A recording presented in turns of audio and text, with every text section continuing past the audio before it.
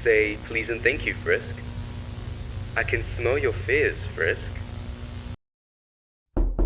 Analog horror and Undertale is the bread and butter of this channel, so why not include one more video about Undertale horror media that has caught my eye recently, and that's Fevertale. Yeah, shocker. Now, I do want to get this out of the way. This video is a fair criticism to the creator, and this is a matter of opinion, so no one should harass or bully the creator despite me having a different opinion on his content. And again, all content is fair use. Okay, now that we got that out of the way, let me start off by saying I don't really like Fevertale. Ooh, brave statement. I know, but let me actually tell you why I don't like it and what I do like. So first, let's talk about the lore. Fevertale is a series where Frisk, or whoever's playing Frisk, is experiencing a fever dream-like events. Pretty straightforward, right? I wish. Yeah, well, this video makes it really complicated, and we'll get into it later. The first video about Fevertale lore is called feverdream.mp4, and it begins as follows. The main protagonist is tired from school and what happened today, so they decide to go sleep, and they enter this fever dream-ish event where they turn into Frisk. Now, the visuals do look good, and they do capture a fever dream-ish theme, which is great. Frisk then meets Sans, and Sans explains how it reset again, and they're talking to a wandering corpse, implying that this isn't the first time that Sans saw Frisk. Now, the sounds that Sans make is you judge it yourself, mate. How about that?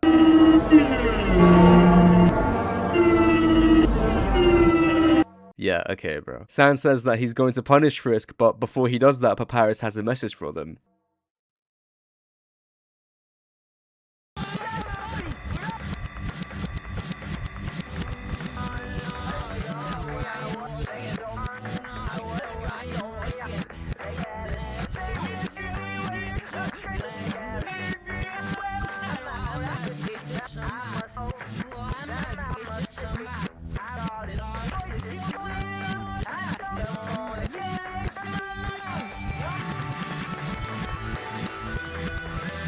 Yeah, cheers, mate. Lovely message. If you're as confused as I am, then yeah, it only gets worse. Frisk then enters an area where a save point is, and it just says it's empty, saying that you can't save yourself. And then we see Sans next to a table that's like 4 times wider than him for some reason. And then it says to give thanks to the Lord until we get this.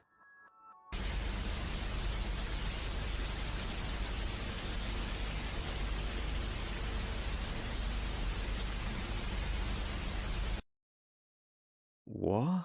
Just an FYI, this isn't the only time you feel like you're missing out something to understand the lore. Like, this is almost for every video. Like, you don't understand what the fuck is going on. One thing, though, that you do have to take into account is that this series is heavy on referencing religious symbolism. Like, I mean, super heavy into religious symbolism. Now, if you're wondering what does Sans mean here, well, I don't know. It seems like this somehow ties with Frisk running away from home and a massive eyeball just chases her.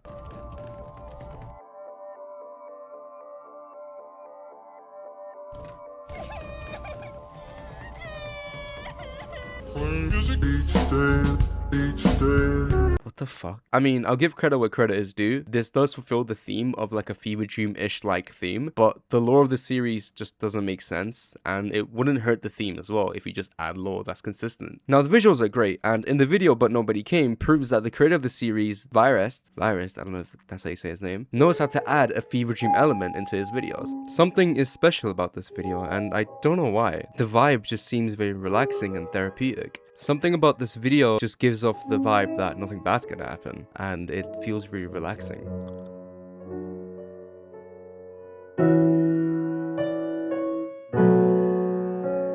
Also, who the fuck is that? Why does he have a chain on? But there's nothing special lore-wise in this video, but in the next one, Welcome to Purgatory, we get some nuggets of information to work off of. The video begins with a Nintendo 3DS intro, and this has nothing to do with anything, so I don't know why that's there. But then it says there's 10 days remaining of something, and today is the first day. Frisk is seen walking through Snowden, but okay, I'm not the one to nitpick, but you really just couldn't remove the background of the PNG. After that, we see a bunch of numbers in an unknown area, and that's it, we just move off from it. We just don't go into it for some reason. We then see Papyrus and Sans just standing there ore farming, and Papyrus just hits us with a psalm. This series does have a thing for randomly quoting biblical passages for the sake of building tension, which, I mean, I guess it works sometimes. Also, bro, come on, look at Papyrus. Tell me that's not AI enhanced, bro. Papyrus tells Frisk that they have 10 days or else they'll be stuck here forever. I don't know what objective Papyrus gave, but quoting the psalms was enough, I guess, for Frisk to get the memo.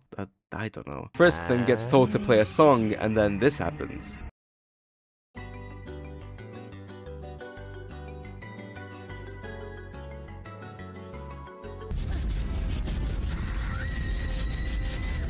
Yeah, alright, mate. Frisk gets burnt for not playing hard enough, I guess, and everything restarts. Just ignore the massive corpse on the floor, mate. Cheers. Interacting with Sans lets Frisk know that Kara is dead, and we get to see a close-up of Kara's corpse. So anyways, after that, Frisk then walks up to Papyrus, and Papyrus repeats the same thing as Sans, saying that Kara is dead. I think Kara is dead, guys. I don't know, maybe. And then when Frisk walks past Papyrus, they get into this place.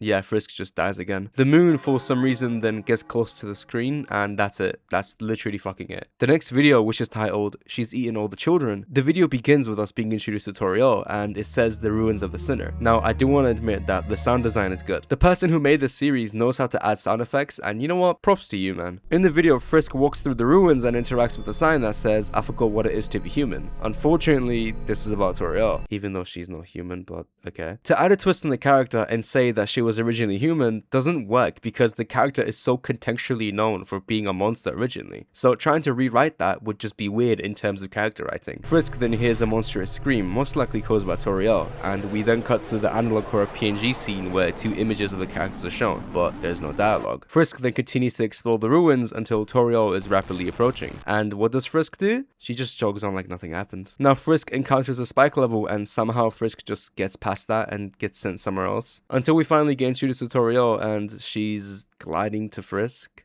Yeah. They stripped me of my humanity. I am so lonely. I miss my family. I used to be just like you. I used to be a human being. Logan has cursed me. I ate all the other children, and I am still hungry. God will not save me. So Toriel used to be a human, and they stripped her from her humanity, and randomly a Donnie called Lucan cursed her. Nice one, Lucan. Good job, mate. I don't know why you did that. And then Toriel just chases Frisk.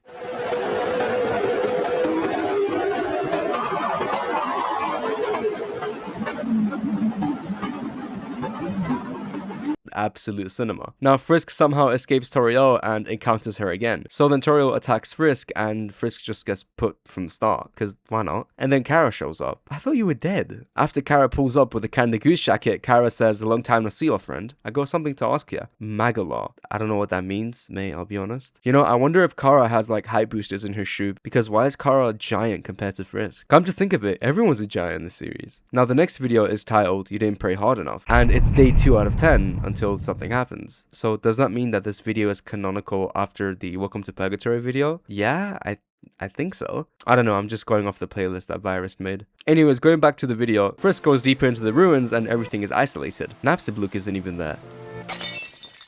And now Frisk has to hide. Frisk hides where the spider-big area is, and something just screams in the distance, possibly Toriel. We then see Frogget, and the game tells Frisk to just avoid eye contact. Frisk then walks deeper into the ruins, and another glass is shattered. Then Frisk hides behind a pillar, and the ghost of the Christmas past, the ghost of Toriel shows up and vanishes. The more Frisk explores the ruins, the more Toriel tracks Frisk harder, which just adds more tension to the video, which is, you know, pat on the back for you, mate. And when Frisk makes it into the balcony, Sans is just standing there aura farming once again and says the world is ending. So Frisk does what any sane person does in the situation and plays the Lucan music.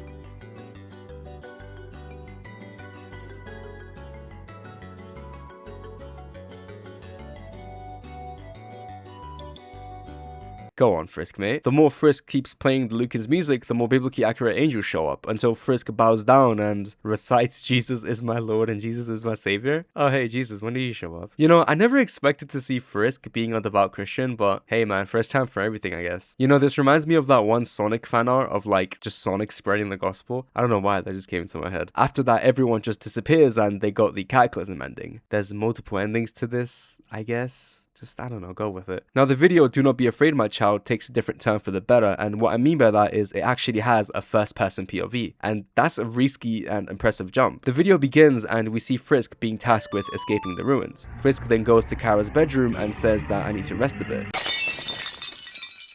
And we jump to a first-person POV.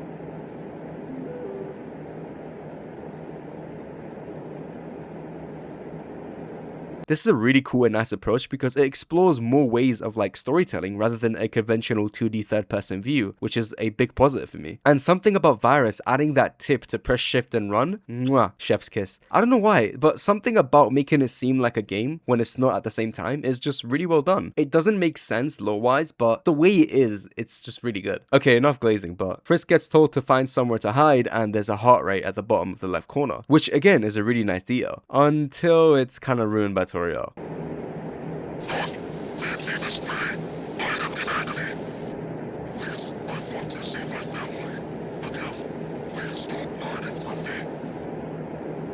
I just don't think anyone finds this scary. Like, does this shit make you like quiver and shiver? No, it doesn't. The moment a villain or an antagonist in the horror series is shown begging or being vulnerable, it just ruins the magic of the horror, and that's just my take. We then cut back to the third person POV, and I just want to say that I love the switch between first person and third person. I just don't know why. And when Frisk tries to leave the room, Toriel comes out camping and just jumps Frisk, making Frisk look like this. Yeah. We then cut to Frisk being dismembered on the ground, and Kara shows up with the most amazing text-to-speech voice you ever heard. Now, the host will not die! I don't know why, that sounds like the average zombie from Kino. Now, the host will not die! Kara then revives Frisk by reloading the save file, and now Frisk has to run away for good. As Frisk tries to escape, Toriel catches up to her and says that God has stripped me from my humanity. I don't know how that's Frisk's fault, but this is where the chase sequence begins. And then the chase scene is genuinely great.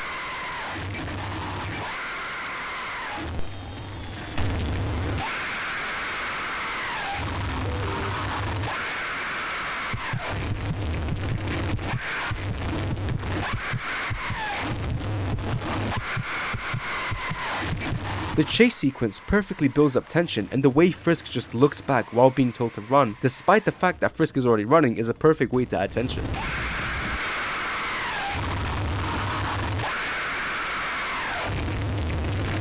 And Toriel finally caught up to Frisk, and then Frisk cries like a little bitch. Kara then pulls up again and tells Frisk to use the power that Kara is about to give and survive until we cut to a city. What the fuck is a city? What? I don't know whose perspective we're on, but a new column sets off and an angel appears? What? Would you believe me if I told you that that's the end of chapter 1? Doesn't matter, mate, because it is. Now tell me, what did you understand about chapter 1 of Fevertale's conclusion?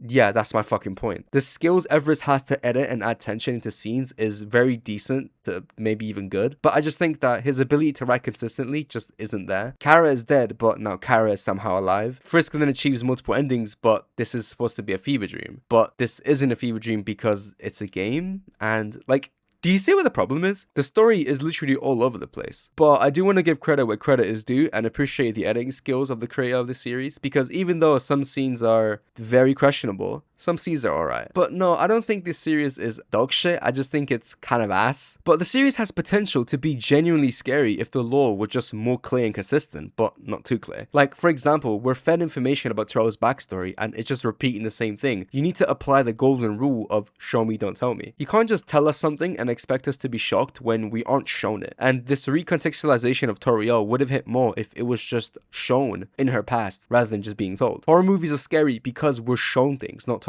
Like, imagine how mediocre Hereditary would be if we were laid out the information in front of us from the get-go. It just wouldn't be that scary. And Virus, if you're watching this, I urge you to implement the golden rule of show me, don't tell me, and genuinely keep things about the character just a tiny bit vague. You need to allow us, the viewers, to connect the dots together and understand and unfold the information about the characters. Don't unfold it for us. You're basically spoon-feeding us the information. Characters in media aren't liked because they're told to the audience that they're nice and complex. They're shown to be nice and complex. Allow us to understand and uncover information about the characters instead of just being told the information, like I said. And now it kind of gets worse at chapter 2. Chapter 2 starts with a loading screen. Frisk then gets separated by Kara, and then Frisk wakes up in some random Donnie's place. This random guy says you fell pretty far from up there, and Frisk vomits out Toriel's remains, which are human bones, even though Toriel's anatomy is literally the shape of a goat, but whatever. And then for some reason, Billy the skeleton at the bottom just turns up and hits us with a fucking drive-by fact of the day. And then Baby Gojo over here says that Frisk is not doing well and they're running out of time, and in brackets they put the world is so messed up. Like,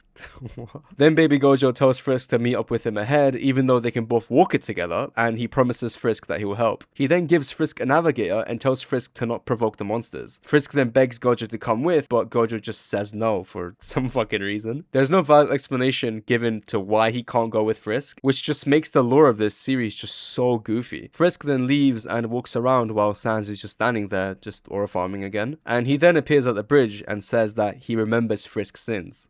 Human, I remember your genocides, goofy, yeah. Then Papyrus comes out of nowhere and says that Frisk has to be sacrificed, and then grabs Frisk, and then they use ice puzzle machines from Undertale Yellow.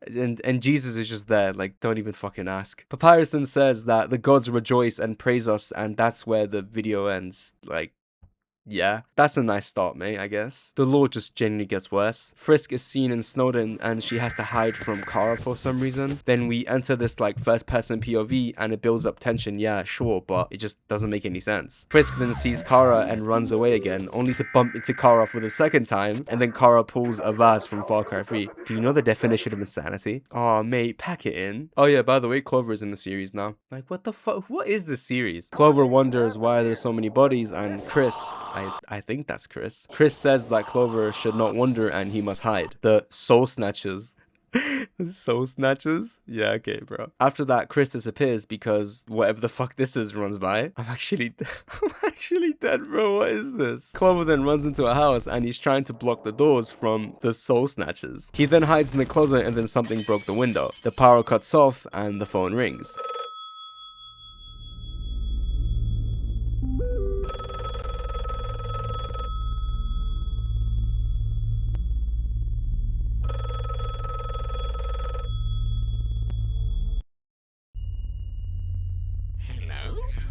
Princess lads, you're better off with plain white sauce. What's that? Plain white sauce? Okay, what the fuck? Yeah, the PNG transparent sands in the back just makes things 10 times more scary, I'll be honest with you. And the green screen flies. Wow, bro, perfect. Jesus Christ, man. Chris then is forced to eat the corpse, but a number calls and it's just a bunch of 8s. And then everything disappears, and that was the schizophrenia ending. In the next video, Frisk is reminded that the contract is not expired, and if Frisk just keeps dying over and over again, Kara is forced to take over and that will lead to a genocide route. I mean, that's kind of a cool concept, I guess. Yeah, you and I both know that this shit gets worse from here. We then cut to a 3D version of Undertale and Sans just calls Frisk insecure and just burns Frisk for some reason. Why? Something about Jesus, man, I don't know. Frisk then is tasked with escaping the mental prison, but Sans just shows up and says self-hating is a sin, and then burns Frisk again. Like, fucking cinema, bro. Now, the only good thing about this video is the 3D skeleton that's supposed to be Papyrus talking to Frisk and saying how they have to solve the puzzle in order to leave the tutorial room. I mean, that's kind of impressive, I'll give you that. And then for some reason, Papyrus comes out of nowhere and says, oh, don't forget, your parents hate you. Oh, thanks, bro. Now, Frisk is timed to complete the puzzle, or else Frisk will be just set on fire again. Frisk then completes the puzzle, and now they have to play the flute to Papyrus. Remember how this was a fever dream, by the way?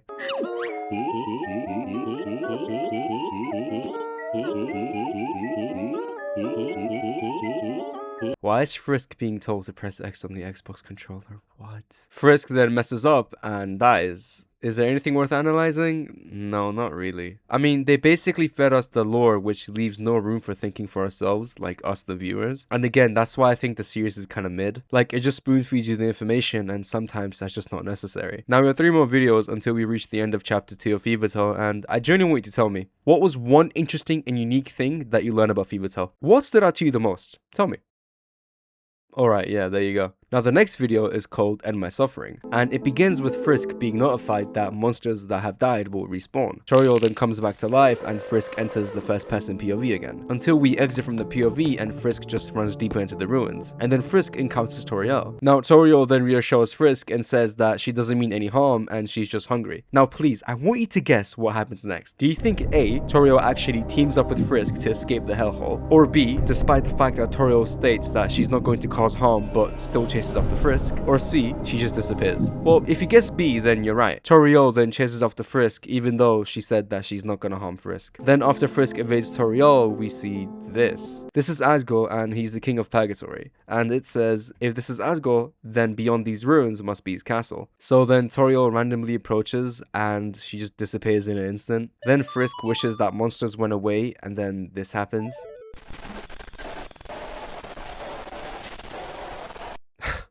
The fuck? Yeah, so after that, Frisk then explores further into the ruins and their hiding spot was destroyed, and Frisk gets chased by Toriel for like the 7th time now. Now, I know that I glazed the first person POV of the chase sequence, but it's getting really repetitive now. Toriel then catches up to Frisk and then trauma dumps.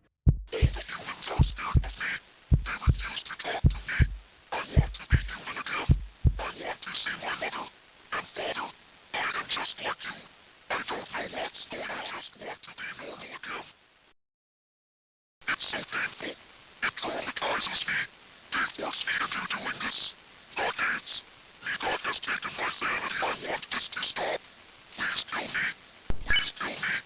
Yeah, so then she begs Frisk to kill her and Frisk just runs away. Now I think that this first person shake POV of the chase is just getting really overused now. Frisk then gets in the elevator and escapes. That's it. I'm not even joking. So now we're on the 4th day and it's only 3 days remaining. Wait, but I thought it was out of 10. So wouldn't it be 6 days remaining? Anyways, Frisk gets told to find the exit, and as they make their way, the pillar moves by itself and tells Frisk to get behind it. After Frisk rejects it, then the pillar just turns into a caterpillar and chases after Frisk. And please just guess what happens. Just guess. Yeah, fucking Chris shows up. Where did you come from? Chris then uses fucking Hakai that was taught by Beerus himself and then just eradicates the caterpillar. Chris then joins forces with Frisk, and Toriel again for like the 10th time now just comes out of nowhere and scares the two. After being chased by Toriel, Chris uses Hakai again and oh, but guess what? Fucking Undyne approaches. Undyne then says that both of them need to come with her because they both betrayed God. Get the fuck out of here. That shit garbage, nigga! After Chris refuses, then Undyne just sends him to the Shadow Realm, and yep, there you go, Sans just orphaning again, great. Sans then says that the end times are upon us, and we should meet him at the chest to talk. No. The two then end up in a cell and Undyne is guarding the exit until Frisk begs to be let out, and after Undyne obviously just rejects and says no, a random angel shows up and says that God is coming. The thing I really hate about this series is that it's the overuse of religious content. Like, that God is coming part was just so random. It's so overdone. And then after the angel just gave a random drive-by fun fact, Undyne just disappeared. Like, what? And then Chris disappears now as well, so Frisk has to find Chris, and while Frisk is exploring, they have to hide from these two guys. And then guess what? After that, Frisk then encounters Jesus.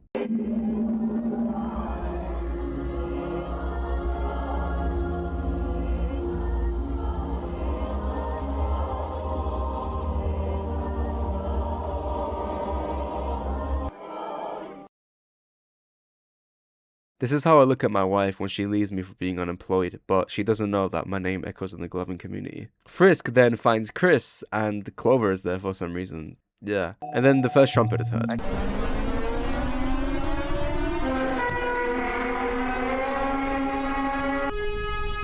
already starting now? But why? What's going on? Why is the ground shaking? And then the second trumpet is heard as well, and they just randomly meet Asgore. Asgore then rants about perfection or some shit like that, and again, he's literally just like the rest of the characters in Fevertale. They just disappear. So the two are now tasked with taking the holy weapon, and they have to watch an angel come down from heaven or something. Then the one-eyed villain from One Punch Man appears and calls them beyond saving. And then after, this guy goes on a tangent about divine plans or whatever. The protagonist finally wakes up, and they were watching a video on how to lucid dream. Show you how to control your dreams tonight without any previous experience, using a powerful technique that will not cause you to lose any sleep. All you need is a few minutes before bedtime to follow these steps. and that's literally all there is to it. In a lucid dream, whatever you think of becomes reality. You can fly, teleport, spawn people, create things out of thin air, but first, you gotta enter the lucid dream, and that's what this video is gonna show you how to do. This is by far the best technique I would recommend to any new beginner. I know I've said this before, but this method is serious.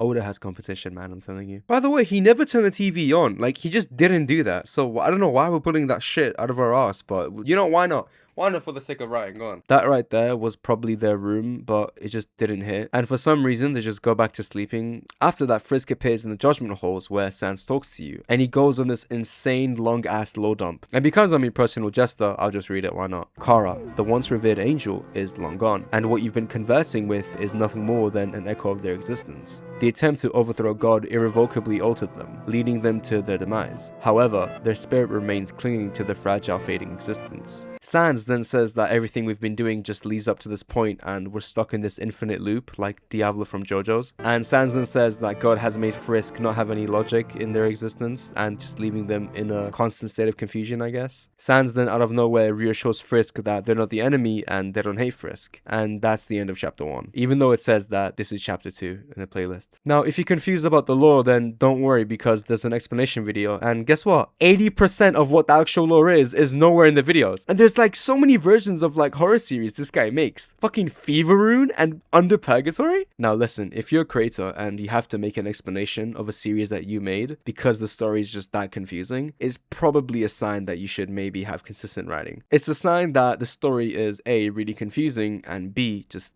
absolute dog shit. Now listen, if you like the series, then good on you, mate. All power to you. But I personally think that this is just hot, steamy ass. But again, I'm not going to deny the fact that the creator put an effort into the series, you know. He actually put love, sweat, and tears into this. So fair enough to him. And you know, if he enjoys making this, then, you know, all power to him. One of the most boring things about this series is how chase sequences happen. Toriel comes out of nowhere, chases Frisk, Frisk evades Toriel, and then the same thing just repeats over and over again. And then it's just the same thing. Frisk encounters a monster, runs away, evades it, and then almost gets attacked and killed. And then when she does get attacked and killed, the next video is the same thing repeating it. She tries to evade monsters, the monsters caught up to her, and she dies. I just want to say that there is zero character development, by the way, in the series. There's nothing special about Frisk, and she's just a damsel in distress. Sans is the same, and there's no change of mind anytime in the series. I mean, Sans does say that, hey, I'm not your enemy, but that just doesn't mean anything. I mean, you literally still burn her like, what, 5 times? Like, Sans is this like stat character that just doesn't change at all. Anyways, that's all I had to say. See ya. Yeah, shawty got me silent. Yeah, pop out with my bitch, I let her show y'all hate her son. Yeah, shawty turning heads, just know she do that shit for fun. Yeah, say she wanna take off with me, put this on her tongue. Yeah, say hi to the sun.